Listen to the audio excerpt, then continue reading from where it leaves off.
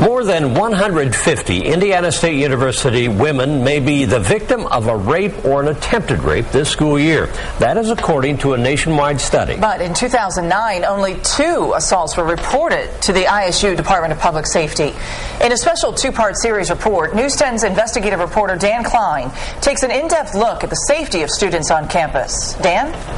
Patrice, Mark, these are the 15 sexual assault reports on the ISU campus since 2007, which means there may be literally hundreds of victims who have remained silent, which means all these pages have remained blank. Why did you do that to me?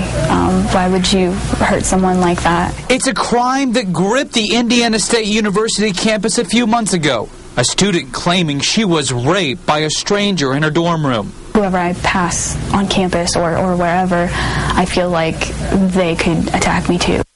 I made a mistake and I do regret what I did. It turned out to be a lie. Aaron Conley pled guilty to false informing. But there are real victims walking the streets and sidewalks of Indiana State. So just how many victims are out there? You may be shocked. In a study funded by the Justice Department, of the 5,500 women who attend ISU, 200 every year will be the victims of a rape or an attempted rape.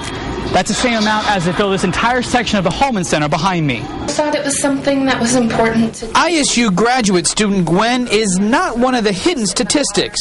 He came up from behind. I didn't see him until it was too late. Almost 3 years ago, Gwen was sexually assaulted when she was an undergrad student at a university in another state. You're on a college campus. I mean, you're thinking, you got to think this is a safe place. I did. Gwen was in a state of shock for a week.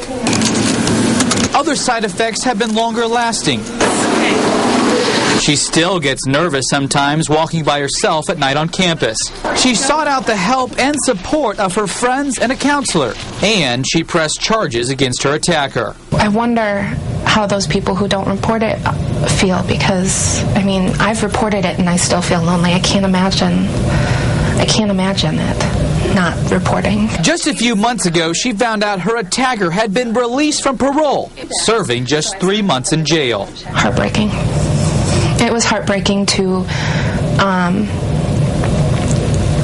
know that he was free to do whatever he wanted. Knowing it's now on his record is what helps her get through the anger and the heartbreak. Knowing there are other real victims at Indiana State is what makes her want to share her story. It is a part of... Gwen asked that we not use her last name because of the stigma still associated with being a victim of an assault. In part 2, I'll take a closer look at that stigma and all the data to see how ISU stacks up nationwide and what can be done to make it safer. Mark, Patrice, back to you. Thank you, Dan.